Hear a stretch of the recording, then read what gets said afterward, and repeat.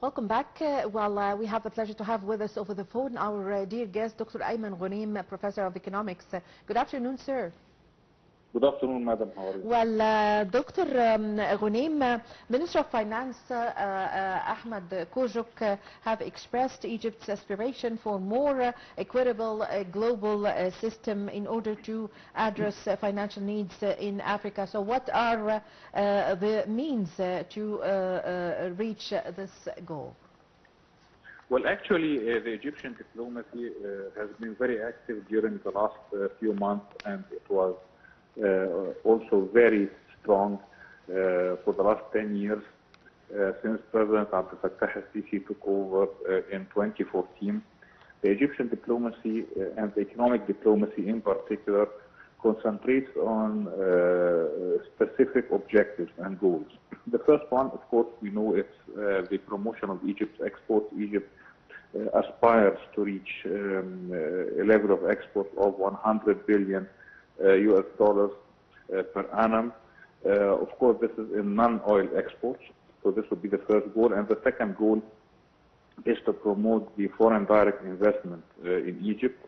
And the third goal, which you're talking about, madam, is the what I call the just and sustainable finance, which is the ability of Egypt as well as the other third world countries, the other developing countries, to procure finance at just and we can say at fair terms and conditions. That's why we remember that last year President Abdel Fattah al-Sisi participated in Paris summit that called for a new charter of global finance, and that called on the international financial organizations to develop and to modernize or to update their risk management framework and assessment frameworks in order to allow the third world countries, the developing countries of the South, to get finance, especially to finance their infrastructure, the modernization, development of their infrastructure, their artificial intelligence frameworks, and to face the climatic changes, especially that the southern countries are the major losers because of the climatic changes, which were created and caused primarily by the developed countries of the north. Now, the problem here is that all these calls, of course, either by Egypt or by other developing countries, they were just calls. But then we found out that the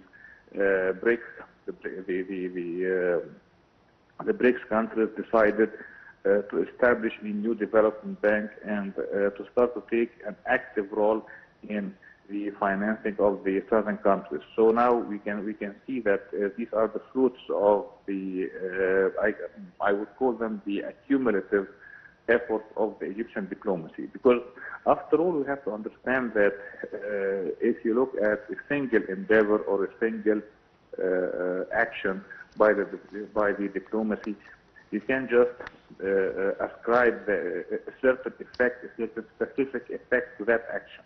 But what we can see when we look at the modern history is that the effects are caused by the accumulation of actions. Yes. This culture of accumulation, I believe, is very well understood and very well applied by the Egyptian political leadership. Well, Dr. Ayman, what are the means to achieve sustainable development in developing and African countries? Well, first of all, we have to define the sustainable development. The most exhaustive definition of the sustainable development would be the ability of the economy to generate stable and consistent rates of growth without depleting the natural resources or without harming the environment, and therefore guaranteeing the sustainability of such rates of growth, and also the equitable distribution of the results of such development on all the social classes, all the regions in the country. So if we go by this definition, then we have to understand that the sustainable development has like four main pillars. The first one would be the economic growth, the economic development, and the investment in, especially the investment in infrastructure, because we know that most of the southern countries, they have a problem in their depleted infrastructure. So this would be the first pillar. The second pillar is education and investing in the future and investing in the ability of the southern countries to compete in the international markets, especially in the artificial intelligence and the new trends in this international market. And the third pillar for the sustainable development would be finance, would be how to get the sufficient finance in order to achieve such development. And the fourth and foremost pillar, actually, it would be the rule of law, because you need strong governance and you need strong institutions, you need strong and effective checks and balances system between the different institutions to effect the law and to guarantee the or to ensure the application of the requirements for achieving economic growth, for achieving equitable distribution, for achieving equitable education, allowing equal access to all the different classes, the different regions, to the basic services, including of course health, including education, especially education. So I would say that these four pillars, and if you can see that here in Egypt we were able to achieve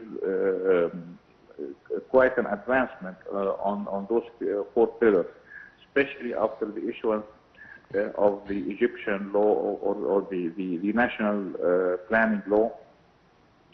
That was actually one of the major achievements by the former Minister of Planning, Dr. Haris Said.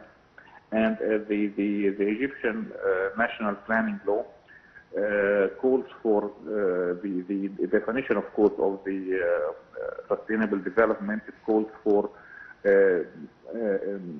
integrating the sustainable development goals in the planning, not only on the national macro level, but on the municipal and the local level in all the regions in Egypt, especially regarding the safeguarding of the environment, the depletion of resources, the equitable education, the economic empowerment.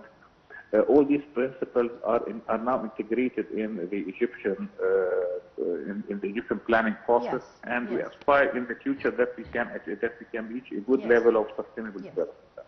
Yes, we thank you very much for your time. Thank you for your valuable information, Dr. Ayman Ghonem. Thank you very much for joining us over the phone. We really had the pleasure to have this phone with you. Thank you very much, ladies and gentlemen. My name is Al Mukhtar.